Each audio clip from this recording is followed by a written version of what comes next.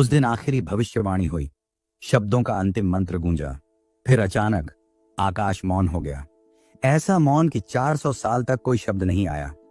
क्या आपने कभी सोचा है उस समय कैसा लगा होगा जब परमेश्वर ने चुप्पी साध ली, जब आकाश की आवाजें थम गई? क्या लोग घबरा गए होंगे या समझ गए होंगे कि एक नया अध्याय आने वाला है? मलाकी, जो अंतिम भविष्यवक्ता था, ने लोगों को चेताया था कि भगवान का दिन आने वाला है, न्याय, सच्चाई और बदलाव का दिन। पर उसके बाद चुप्पी। यह चुप्पी सिर्फ शब्दों का अभाव नहीं थी, बल्कि आत्माओं की परीक्षा थी। 400 वर्षों का इंतजार बिना किसी संदेश के, जिसने लोगों के विश्वास को हिलाकर रख दिया। आज हम उस समय के रहस्य में उतरेंगे, समझेंगे कि क्यों परमेश्वर ने बोलना बंद किया और उस चुप्पी के पीछे छुपी गहरी योजना क्या थी। मलाकी, जो यहूदी इतिहास के आखिरी नबी थे, अपने समय के लोगों को एक भयंकर चेतावनी देने आए। उन्होंने कहा, मैं तुम्हारे लिए अगला दिन लाता हूं, जो आग की भांति जलने वाला है और दोषियों को भस्म कर देगा। मलाकी 4:1। यह चेतावनी सीधे तौर पर उस समय के लोगों के भ्रष्टाचार और अधर्म के लिए थी। वे लोग धर्म को केवल एक रीति रिवाज समझ चुके थे, पर उनकी आत्मा दूर हो गई थी। मलाकी ने भविष्यवाणी की कि परमेश्वर न्याय करेगा और एक भविष्यवक्ता भेजेगा जो सब कुछ साफ कर देगा। पर यह आखिरी चेतावनी थी। इसके बाद कोई नबी नहीं आया। बाइबल के शब्दों में परमेश्वर ने चुप्पी साध ली। जब मलाकी ने यह अंतिम चेतावनी दी, तब यहूदी समाज एक संकट काल से गुजर रहा था। वे बाबुल से वापस आए थे, पर उनकी आस्था कमजोर थी। मंदिर का पुनर्निर्माण हुआ था, लेकिन अंदरूनी भ्रष्टाचार, पाखंड और धार्मिक नेताओं की सत्ता की लालसा बढ़ गई थी। धर्म केवल परंपरा बन चुका था और लोग परमेश्वर से दूर हो रहे थे। उनके मन में सवाल थे, क्या परमेश्वर हमारे साथ है? क्या वह अब भी सुनता है? क्या उसने हमें छोड़ दिया है? ये सवाल धीरे धीरे लोगों के दिलों में उभरने लगे। और फिर आया वह समय जब कोई नबी, कोई संदेशवाहक नहीं था। परमेश्वर ने 400 साल तक कोई वाणी नहीं दी। यह चुप्पी केवल असफलता नहीं थी, यह एक गहरा परीक्षण था। क्या लोग तब भी विश्वास बनाए रख पाएंगे? क्या वे अपनी आध्यात्मिक आंखें खोल पाएंगे? परमेश्वर की 400 साल की चुप्पी का अर्थ सिर्फ यह नहीं था कि वह बोलना बंद कर दिया। यह एक गहरे अर्थ वाली स्थिति थी। यह समय था परख का, एक ऐसे समय का जब लोगों को अपने विश्वास की मजबूती साबित करनी थी। कई लोगों ने सोचा कि परमेश्वर ने उन्हें छोड़ दिया, पर यह सच नहीं था। परमेश्वर ने सिर्फ अपने तरीके से काम करने के लिए समय लिया था, एक तैयारी का समय जो हम बाद में समझेंगे। इस चुप्पी के दौरान यहूदी धर्म में कई शक्तिशाली समूह उभरे, जैसे फरीसी और सदूकी। ये समूह बाहरी रीति रिवाजों पर जोर देते थे, लेकिन आंतरिक आत्मिक जीवन फीका पड़ गया था। धर्म पाखंड का गढ़ बन गया था और बहुत से लोग केवल नियमों के पीछे भाग रहे थे। वे अपने आप को धर्मी समझते थे, पर उनके दिल दूर थे। यह दौर था जब परमेश्वर की चुप्पी के बीच धार्मिक शोर मचा था। कई यहूदी न केवल अपने धर्म में, बल्कि अपनी आशा में भी खो चुके थे। उन्हें ऐसा लगने लगा था कि परमेश्वर ने उन्हें छोड़ दिया है। वे अपने भविष्यवक्ताओं के बिना असहाय महसूस कर रहे थे। उनके सवाल अब गहरे हो गए थे। क्या अब परमेश्वर कभी बोलेंगे? क्या वह फिर से अपनी आवाज सुनाएंगे? क्या उद्धार कभी आएगा? ये 400 साल की चुप्पी आज भी हमारे जीवन में कहीं ना कहीं चल रही है। जब हम प्रार्थना करते हैं और उत्तर नहीं मिलता, तब हमें क्या समझना चाहिए? क्या हमें भी विश्वास की परीक्षा से गुजरना होता है? क्या हमें भी यह जानना होता है कि परमेश्वर की चुप्पी भी एक योजना का हिस्सा हो सकती है? मलाकी की भविष्यवाणी केवल शब्द नहीं थी, वह एक आखिरी घंटी थी जो लगातार वर्षों तक गूंजती रही, लेकिन कोई सुन नहीं पाया। मलाकी 4:5-6 में लिखा है, देखो, मैं तुमको एलियाह नबी को उस बड़े और भयानक दिन से पहले भेजूंगा जो यहोवा का होगा। परमेश्वर ने यह नहीं कहा कि वह फिर कभी नहीं बोलेगा। उसने कहा, मैं फिर एक आवाज भेजूंगा, लेकिन कब, कैसे, किसके माध्यम से? लोगों ने इन वचनों को या तो नजरअंदाज किया या उन्हें एक शाब्दिक घटना मानकर भुला दिया। उन्होंने आत्मा से विचार नहीं किया कि ये शब्द आत्मा के भीतर कैसी तैयारी मांगते हैं। लोगों की आंखें बंद हो गई थीं। धर्म तो था, लेकिन आत्मा नहीं थी। पूजा तो थी, लेकिन उपस्थिति नहीं थी। मलाकी की भविष्यवाणी के बाद मंदिर चलता रहा, बलिदान होते रहे, त्योहार मनाए जाते रहे, लेकिन एक चीज गायब थी, परमेश्वर की उपस्थिति। क्या आपने कभी मंदिर में घुसकर महसूस किया है कि वह खाली है? कभी कभी हमारी आत्मा का मंदिर भी ऐसा ही हो जाता है। हम धार्मिक कार्य करते हैं, लेकिन आंतरिक जीवन ठंडा, शून्य और अकेला होता है। यही हुआ इस 400 सालों में। जो फरीसी आए वे नियमों के प्रहरी बन गए। उन्होंने हर बात को कानून से बांध दिया ताकि परमेश्वर तक पहुंचने के लिए केवल उनका रास्ता हो। परमेश्वर की अनुपस्थिति में इंसान खुद ईश्वर बन बैठा। सदूकी आए और उन्होंने पुनरुत्थान को नकार दिया। उन्होंने आत्मिक बातों को छोड़कर भौतिक सुखों और याजकीय सत्ता को अपनाया। इन सब के बीच आवाजें थीं, बहुत सी आवाजें, लेकिन परमेश्वर की नहीं। परमेश्वर की चुप्पी, क्या वह सजा थी? नहीं, यह एक प्रक्रिया थी। परमेश्वर ने चुप्पी के द्वारा अपनी बात को और अधिक गहराई से कहना शुरू किया। कभी कभी जब कोई पिता गहराई से सोचता है तो वह बोलता नहीं, वह सिखा रहा होता है बिना शब्दों के। इस समय के लोग परमेश्वर की चुप्पी को समझ नहीं सके क्योंकि वे ध्वनि पर निर्भर थे, संकेत पर निर्भर थे। जब परमेश्वर चुप होते हैं तो हम सोचते हैं कि वह हमें सुन नहीं रहे। हमारी प्रार्थनाएं अनसुनी लगती हैं, आंसू बेआवाज गिरते हैं और बाइबल के शब्द सूखे से लगते हैं। पर क्या यह सच में चुप्पी होती है या परमेश्वर भीतर कुछ गहरा गढ़ रहे होते हैं? बाइबल में मलाकी की भविष्यवाणी के बाद 400 साल तक परमेश्वर मौन रहे, लेकिन उस मौन ने लोगों में आत्मिक भूख जगाई। उन्होंने भविष्यवाणियां पढ़नी शुरू की, सवाल उठाए, आकाश की ओर देखने लगे। और जब यूहन्ना बपतिस्मा देने वाला आया तो वही भूख लाखों को खींच लाई। मौन एक मंच था, जैसे एक पिता अपने बच्चे को सोचने की स्वतंत्रता देता है, चुप रहकर लेकिन पास रहकर। आज भी जब परमेश्वर चुप हैं, वह अनुपस्थित नहीं है, वह हमारे चरित्र को गढ़ रहे होते हैं। इसलिए जब जवाब न मिले तो पूछिए, क्या यह चुप्पी आत्मा की तैयारी है? क्या आप सुन सकते हैं जब परमेश्वर कुछ न कहें? जिस चुप्पी ने 400 वर्षों तक परमेश्वर की आवाज को रोक दिया, वह केवल एक विराम नहीं थी, वह एक योजनाबद्ध मौन था। एक ऐसा मौन जिसके पीछे आकाश में एक दिव्य योजना रची जा रही थी।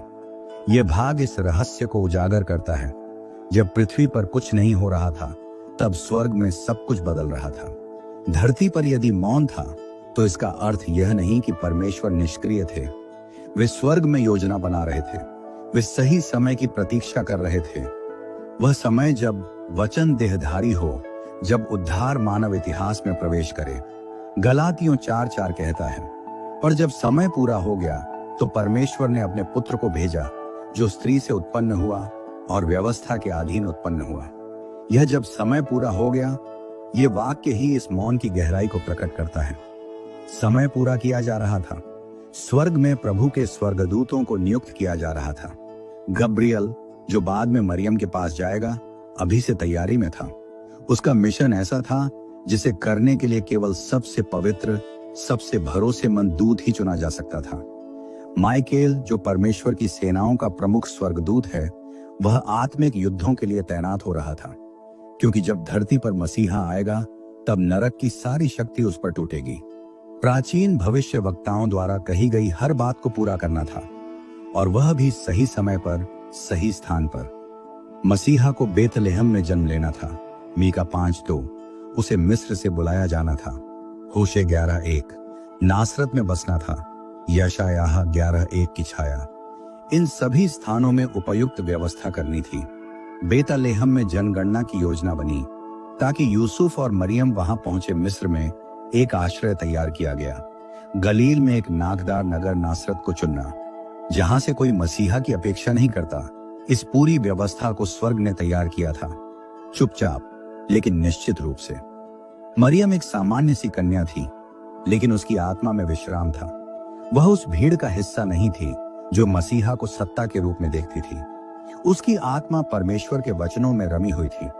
लूका 1:28 में गब्रियल कहता है, हे अनुग्रह से परिपूर्ण, नमस्कार, प्रभु तेरे साथ है। इससे स्पष्ट होता है कि मरियम का हृदय अनुग्रह का पात्र था, लेकिन उसे चुना गया क्योंकि वह मौन में जीती थी। उसे दिखाया गया मौन का फल, उसे बोला गया एक दिव्य योजना का केंद्र बनने के लिए। जब मौन शुरू हुआ तब फारसी राज कर रहे थे, फिर यूनानी आए, अंत में रोमनों ने सत्ता संभाली। यूनानियों ने एक सामान्य भाषा फैलाई, यूनानी भाषा, जो बाद में सुसमाचार के प्रचार में सहायक बनी। रोमनों ने सड़कें बनाई जिससे सुसमाचार दूर दूर तक जा सका। यह भी एक योजना थी, एक मौन साधना। परमेश्वर ने शत्रुओं को ही साधन बना लिया। लूका 180 में लिखा है, और वह बालक बढ़ता और आत्मा में बलवती होता गया और जंगलों में रहता रहा जब तक कि वह इज़राइल के सामने प्रकट न हुआ। यूहन्ना जंगल में इसलिए था क्योंकि परमेश्वर उसे दुनिया के शोरगुल से अलग कर आत्मा के मौन में तैयार कर रहे थे। जब दुनिया धार्मिकता के नाम पर घमंड में थी, वह नम्रता के वस्त्र में आत्मा से सुन रहा था। वह स्वयं एक संकेत था, मौन में पलने वाली एक आवाज।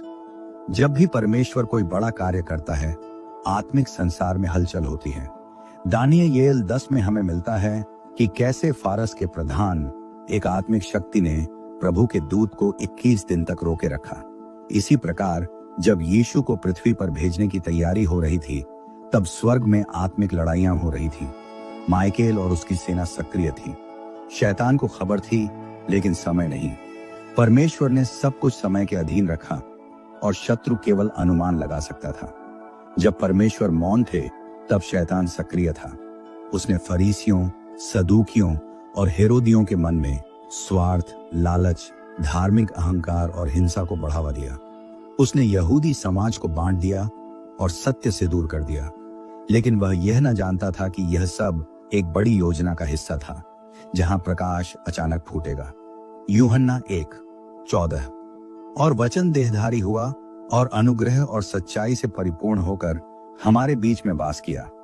मौन की पराकाष्ठा तब टूटी जब स्वयं वचन देहधारी हुआ। यीशु केवल एक शिक्षक नहीं थे, वे स्वयं परमेश्वर की अंतिम और पूर्ण आवाज थे। इब्रानियों 1:1-2 कहता है, परमेश्वर ने प्राचीन काल में अनेक प्रकार से और विभिन्न रीति से बाप दादों से भविष्यद्वक्ताओं के द्वारा बातें की। इन दिनों में हमसे अपने पुत्र के द्वारा बातें की हैं।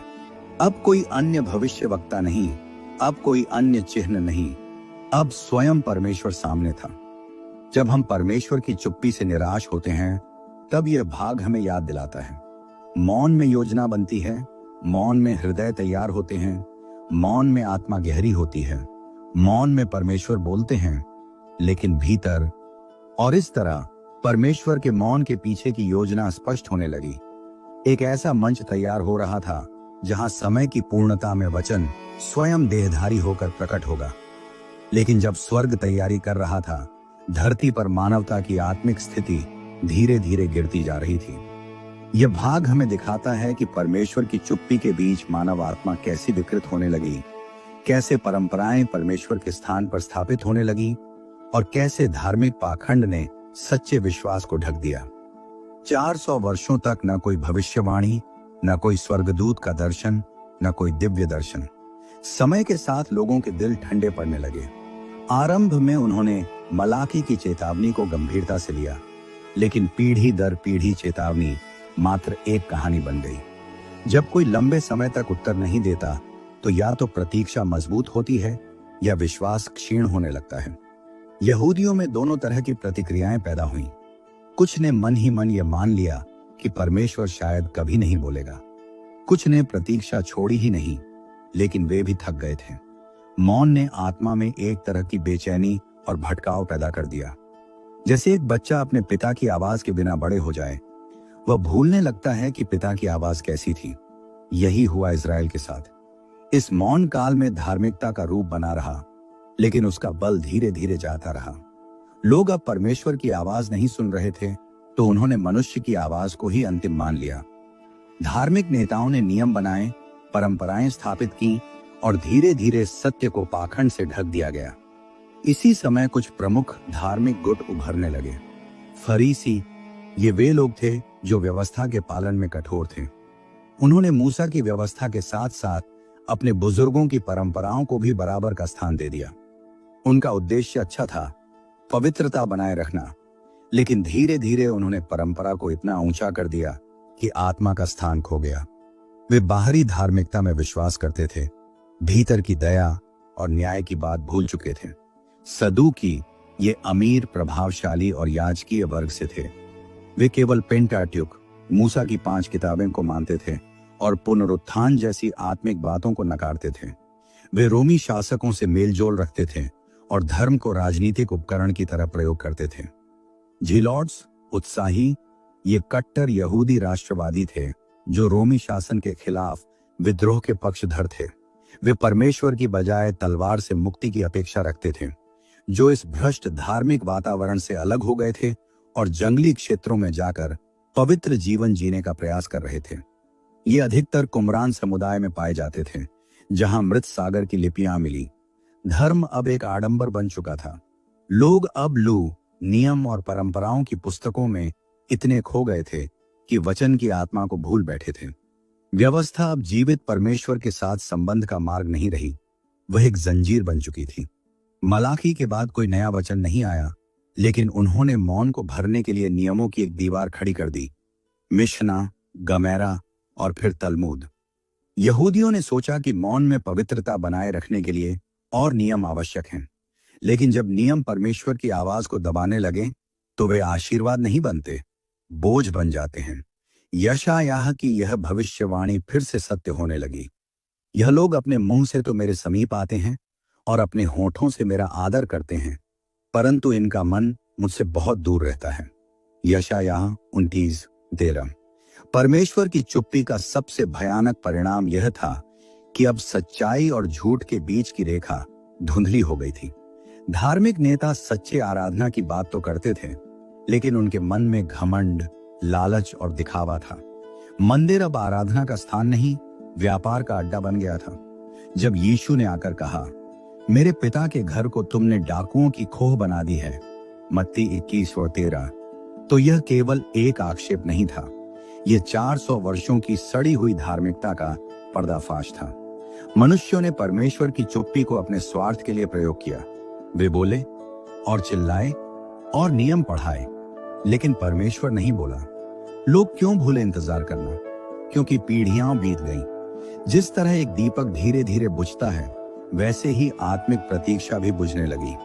पहले तो माता पिता बच्चों को मसीहा की आशा में बड़ा करते थे, लेकिन धीरे धीरे यह आशा एक किस्सा बन गई। लोग मंदिर तो जाते थे, बलिदान तो चढ़ाते थे, लेकिन उनके हृदय में वह आग नहीं रही जो मूसा, यशायाह, दानियेल और हबक्कूक में थी। प्रतीक्षा अब एक बोझ बन गई थी, और बोझ तब और भारी हो जाता है जब उसके अंत का कोई संकेत ना हो। परमेश्वर की चुप्पी में क्या खो गया और क्या बचा रहा? खो गया आत्मा की सच्ची भूख, प्रतिदिन परमेश्वर से संबंध की लालसा, एकजुटता और पवित्र उद्देश्य बचा रहा। एक अवशिष्ट, वे थोड़े लोग जो अब भी प्रार्थना करते थे, अब भी प्रतीक्षा करते थे, अब भी मलाकी की भविष्यवाणी को स्मरण रखते थे। पुराने वचनों की प्रतियां अब भी शास्त्र उपलब्ध थे जो आत्मा को प्रेरणा दे सकते थे। परमेश्वर ने अपने चुने हुए लोगों को नहीं छोड़ा। वे थे जो भूखे और प्यासे थे धर्म के लिए, जिन्हें यीशु ने धन्य कहा। इज़राइल की आत्मा सूखी और बंजर थी, जिसे न केवल पानी बल्कि आत्मा की वर्षा की जरूरत थी। परमेश्वर की 400 साल की चुप्पी के बाद एक छोटी सी बूंद आई, एक भविष्यवक्ता यूहन्ना। यह समय आत्मा की परीक्षा का था, जब परंपरा बिना आत्मा के पाखंड बन जाती है और हमारी प्रतीक्षा की परीक्षा होती है। अंधकार भले घना हो, फिर भी भीतर जीवन फलता है। यीशु आने वाले थे, लेकिन पहले एक आवाज आ रही थी, प्रभु का मार्ग तैयार करो, उसके पथ सीधे करो। 400 वर्षों की रहस्यमयी चुप्पी। एक पीढ़ी गुजर गई, दूसरी भी। दादा ने पिता को बताया, पिता ने बेटे को, और बेटे ने अपने बच्चों को। कभी परमेश्वर बोलता था, अब वह चुप है। लेकिन जैसे रात का सन्नाटा सूरज की पहली किरण से टूटता है, वैसे ही एक दिन वह आवाज आई जिसने आकाश और पृथ्वी को हिला दिया। पर यह आवाज कोई सिंहनाद नहीं थी। यह तो एक साधारण जंगली मधु खाने वाले, ऊंट के बालों का वस्त्र पहनने वाले पुरुष की थी। उसका नाम था यूहन्ना। और यह वह घड़ी थी जब परमेश्वर ने अपनी चुप्पी को एक नई शुरुआत में बदल दिया। वह कौन था जो चुप्पी को तोड़ता है? यूहन्ना बपतिस्मा देने वाला, एक भविष्यवक्ता जो नबी मलाकी के शब्दों की पूर्णता था। देखो, मैं अपने दूत को भेजता हूं और वह मेरे आगे मार्ग तैयार करेगा। मलाकी 3:1। वह जंगल से निकलकर यर्दन नदी के किनारे खड़ा हुआ और चिल्लाने लगा, मन फिराओ, क्योंकि स्वर्ग का राज्य निकट है। मत्ती 3-2। 400 वर्षों की खामोशी के बाद यह कोई सौम्य निमंत्रण नहीं था, यह एक चेतावनी थी, एक झंझावात की तरह जिसने लोगों की आत्मा को झकझोर दिया। यूहन्ना की आवाज क्यों इतनी शक्तिशाली थी? क्योंकि यह केवल उसकी नहीं थी, यह वह आवाज थी जो स्वर्ग से आई थी। वह केवल एक माध्यम था।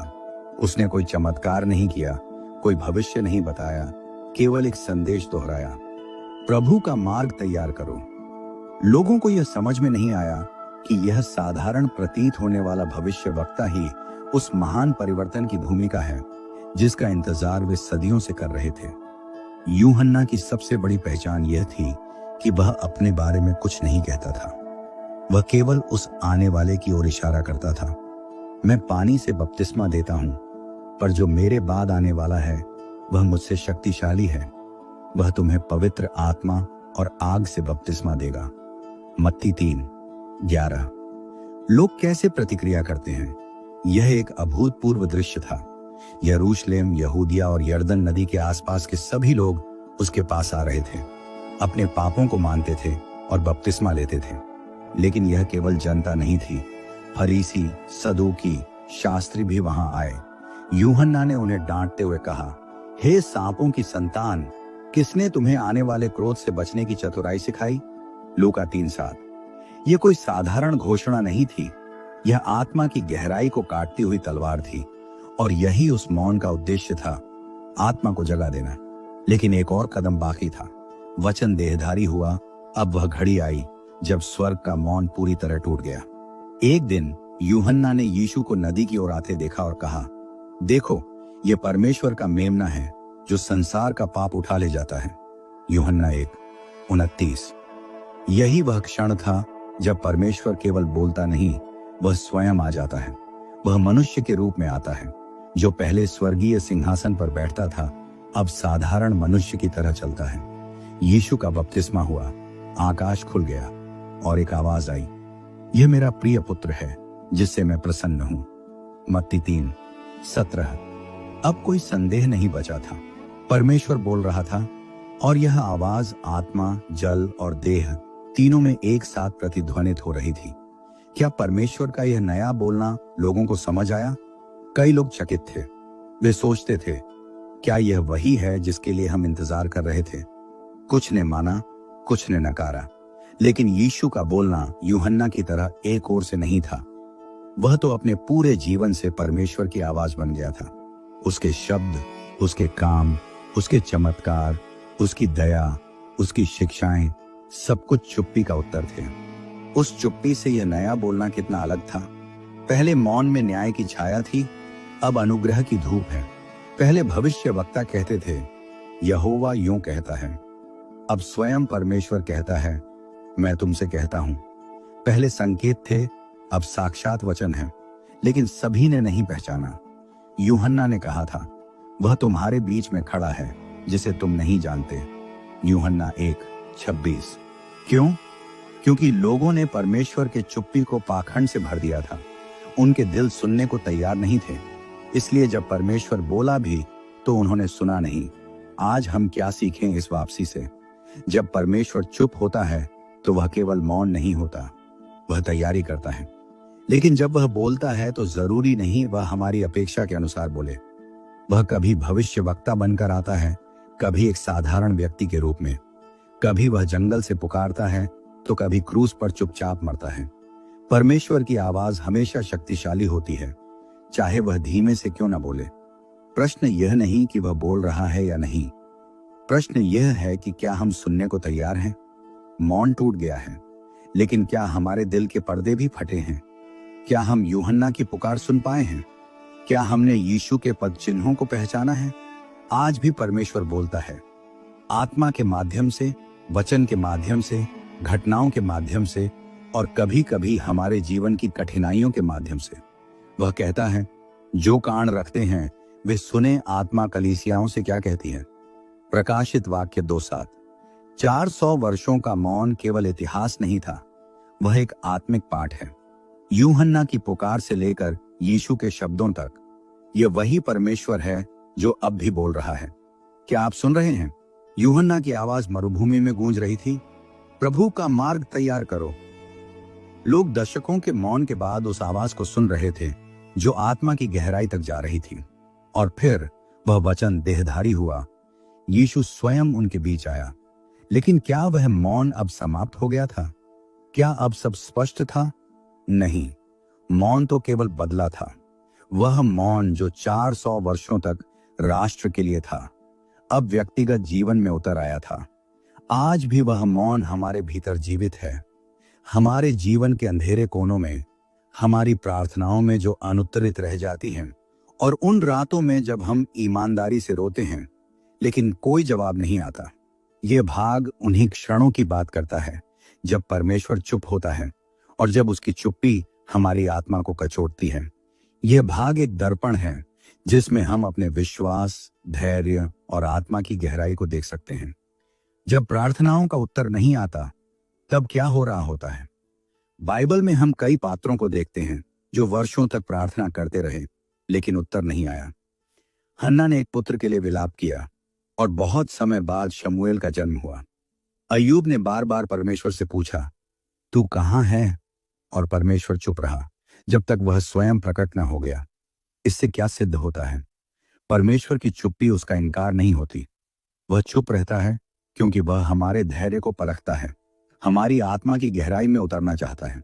वह चाहता है कि हम उसकी उपस्थिति के बिना भी उस पर विश्वास रखें, जैसे अंधेरे में चलना, सिर्फ इस भरोसे पर कि वह रास्ता बना रहा है, भले ही वह हमें दिखाई न दे। क्या परमेश्वर अब भी मौन है? यह प्रश्न आज भी हमारे जीवन में गूंजता है। युद्ध, पीड़ा, अन्याय, व्यक्तिगत संकट, और हम पूछते हैं, क्या तू सुन रहा है हे परमेश्वर? बाइबल कहती है, क्या तू नहीं जानता? क्या तूने नहीं सुना? यहोवा सनातन परमेश्वर है जो पृथ्वी के सिरे सिरे तक का सृष्टि करता है। वह न थकता और न श्रमित होता है। उसकी बुद्धि अगम्य है। यशायाह 40:28। परमेश्वर मौन है लेकिन वह निष्क्रिय नहीं है। वह आज भी अपने समय में कार्य करता है।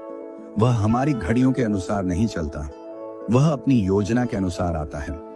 जब यीशु ने लाजर को मरने दिया, तब सबने सोचा कि वह देर से आया, लेकिन उसने कहा, यह बीमारी मृत्यु के लिए नहीं परंतु परमेश्वर की महिमा के लिए है। यूहन्ना 11:4। परमेश्वर की चुप्पी कभी कभी उसकी महिमा की तैयारी होती है। हमारे जीवन की आत्मिक चुप्पियां, परीक्षा या तैयारी, जब आत्मा में सूखा हो, जब आराधना केवल शब्द लगने लगे, जब प्रार्थना करते हुए भी दिल खाली लगे, तब क्या करें? इसी को बाइबल में पवित्र परीक्षण का समय कहा गया है। यह समय परमेश्वर हमें आत्मा में गहराई तक जाने के लिए देता है। यीशु भी जंगल में 40 दिन मौन में रहा।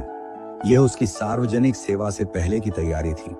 मूसा 40 साल मिद्यान के रेगिस्तान में रहा, परमेश्वर से बात करने से पहले। यह आत्मिक चुप्पियां एक प्रकार का आत्मिक मिद्यान है, जहां हमारा घमंड टूटता है और हम सीखते हैं कि परमेश्वर को सुनने के लिए शोर नहीं, मौन चाहिए। परमेश्वर की चुप्पी में विश्वास कैसे बनाए रखें? यह सबसे कठिन भाग है। जब कुछ भी स्पष्ट ना हो, तब भी कैसे विश्वास रखें? इसका उत्तर केवल बाइबल ही देती है। विश्वास आशा की हुई वस्तुओं का निश्चय और अनदेखी वस्तुओं का प्रमाण है। इब्रानियों 11। एक विश्वास वह दीपक है जो अंधकार में जलता है। जब परमेश्वर चुप होता है, तब वही दीपक हमारा मार्गदर्शक होता है। आत्मा में नियमित बाइबल पाठ, प्रार्थना का क्रम बनाए रखना, भले ही उत्तर न मिले, विश्वास योग्य संगति, और सबसे महत्वपूर्ण धैर्य वह भूमि है जिसमें विश्वास की जड़ें गहरी जाती हैं। मौन की भूमि में कैसे सुने आत्मा की ध्वनि? प्रकाशित वाक्य 2:7 में कहा गया, जिसके कान हों वह सुन ले कि आत्मा कलीसियाओं से क्या कहती है। जब परमेश्वर चुप होता है, तब आत्मा बोल रही होती है, लेकिन उसकी आवाज इतनी कोमल होती है कि उसे सुनने के लिए शोर से अलग होना पड़ता है। सायरन की तरह नहीं, वह तो हवा की मंद सी सरसराहट है। एलियाह ने इसे अनुभव किया, न आंधी में, न भूकंप में, न आग में, बल्कि एक धीमी सी आवाज में। 1 राजा 19। इसलिए ध्यान की अवस्था में जाओ, आत्मा की स्थिति को परखो, लिखो कि परमेश्वर क्या सिखा रहा है और प्रतीक्षा करो। यीशु के आने की तैयारी उस मौन में हुई। क्या हम आज भी उसी तैयारी में हैं? परमेश्वर ने मौन में उद्धारकर्ता के लिए मंच तैयार किया। आज भी वह पुनः आगमन के लिए हमारी आत्मा को तैयार कर रहा है। यह समय फिर से ध्यान, आत्म परीक्षण और विश्वास की नींव को दृढ़ करने का है। यीशु ने कहा, जागते रहो क्योंकि तुम नहीं जानते कि तुम्हारा प्रभु किस घड़ी आएगा। मत्ती 24:42। परमेश्वर फिर चुप हो सकता है, लेकिन क्या हम सुनने के लिए तैयार हैं? परमेश्वर की चुप्पी हमें नकारती नहीं, वह हमें परिपक्व बनाती है। जब हमें उत्तर नहीं मिलता, तब भी प्रार्थना करो, तब भी विश्वास रखो, तब भी सेवा करो, तब भी आशा करो, क्योंकि परमेश्वर का मौन स्थायी नहीं होता। वह तब बोलता है जब हम सुनने के लिए तैयार होते हैं, और तब वह न केवल बोलता है, वह चलता है, चमत्कार करता है, मार्ग बनाता है। इसलिए यदि आप इस समय मौन के समय से गुजर रहे हैं, तो यह जान लें, परमेश्वर पास है, भले ही वह बोल ना रहा हो। और वह समय आएगा जब आत्मा कहेगी, देखो वह बादलों पर आ रहा है, और प्रत्येक आंख उसे देखेगी। प्रकाशित वाक्य 1:7। जिसके कान हो वो सुन ले कि आत्मा कलीसियाओं से क्या कहती है।